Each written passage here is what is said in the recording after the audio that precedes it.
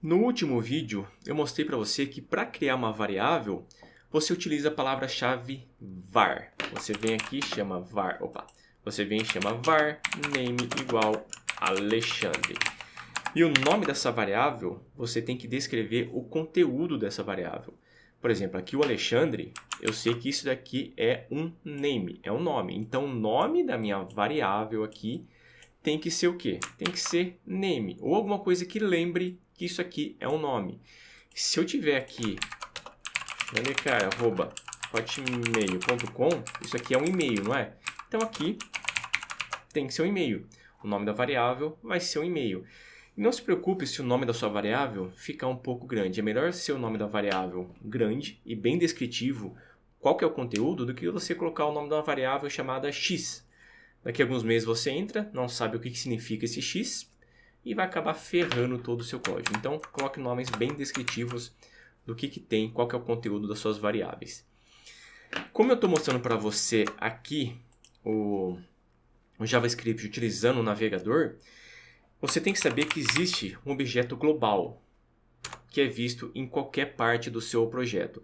Em qualquer arquivo que você criar, você tem acesso às propriedades e aos métodos do window. Veja que aqui tem vários métodos, vários atributos. Veja, por exemplo, esse alert. Se eu vier aqui e chamar window.alert, vai ser teste. Você vai ver que vai aparecer aqui um alert chamado, no caso, um alert com o conteúdo teste. Mas como está no objeto global, eu não preciso do window ponto alguma coisa. É só chamar a função, só chamar o método. Eu vou atualizar e continua funcionando. Por que eu quis mostrar para você esse objeto global? Pelo seguinte, porque se eu vier e criar uma variável, por exemplo, age igual a 38.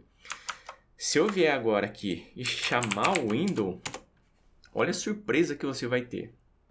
Tá o cara aqui, olha ele aqui, o age aqui 38. Isso não é legal, porque isso aqui vai ser visto em qualquer parte do seu sistema. E se você criar em qualquer outra parte do seu sistema uma variável com age, isso vai dar um problema gigantesco. Então, é bom evitar você criar variáveis globais dentro do objeto window.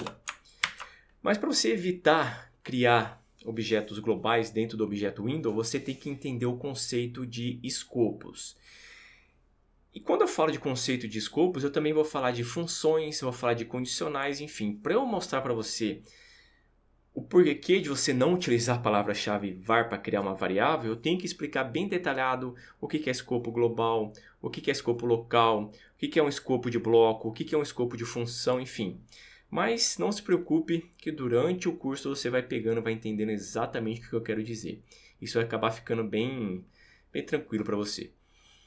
Eu vou criar primeiro aqui function test. Quando eu falo escopo global, entenda sempre a abertura de chaves e fechamento de chaves. O que tiver dentro da abertura, entre a abertura e fechamento de chaves, é o escopo local. Por exemplo, se eu colocar somente desse jeito, por exemplo, var name igual Alexandre. Por incrível que pareça, o JavaScript ele deixa eu criar códigos utilizando somente essa abertura de chaves e fechamento de chaves, sem nada antes, mas isso aqui não vai ser útil para nada. Eu vou criar uma função chamada teste. E vou criar, no caso teste não, vai ser person. E aqui var documents. Esse documents não, me desculpe. Lembra que eu falei para você lá na primeira aula, que eu não posso utilizar palavras-chave do JavaScript para criar um nome de variáveis? Esse documento é um deles. Então, eu não posso usar documento. Ou eu posso usar documento se, por exemplo, documento CPF. Eu venho aqui e digito o meu CPF. Então, agora está no escopo global. Global não, no escopo local, no escopo de função. Agora, olha o que vai acontecer, por exemplo, se eu vier aqui embaixo e chamar console.log, vai ser documents CPF. O que você acha que vai acontecer? Eu também só vou chamar o person. Eu vou voltar aqui. Var documents CPF, tá certo? Eu vou voltar aqui. Olha que apareceu, documents CPF is not defined, porque ele está definindo no escopo local. Eu não tenho acesso a esse documento CPF fora do escopo aqui da função. Eu não consigo acessar ele aqui embaixo. Mas espera aí. Eu vou utilizar agora um escopo de bloco. Um escopo de bloco é tudo que tem chaves, mas que não seja função. Por exemplo, um for, um looping for. Não se preocupe que eu vou entrar em detalhes sobre looping, sobre for mais para frente. Só foque na abertura de chaves, fechamento de chaves e como que o var se comporta dentro deles.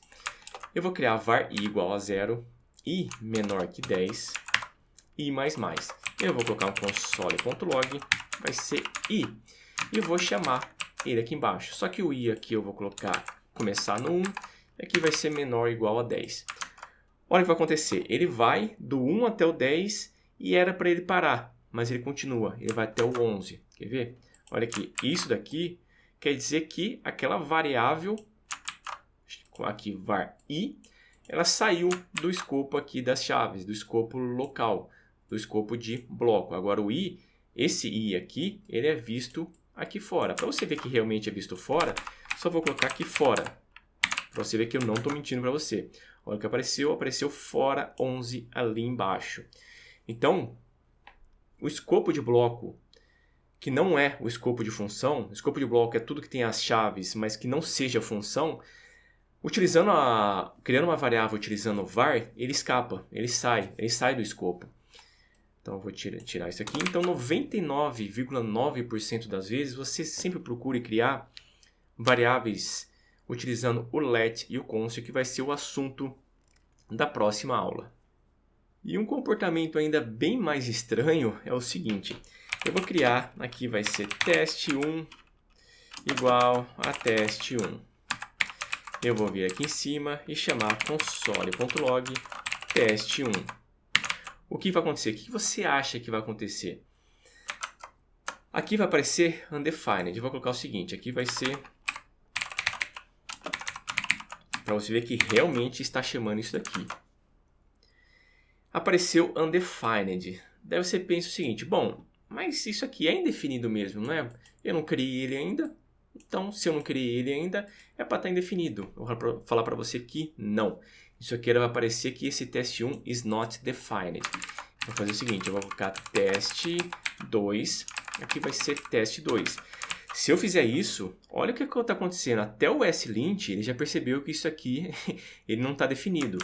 Olha o que vai aparecer aqui embaixo. Teste2 is not defined.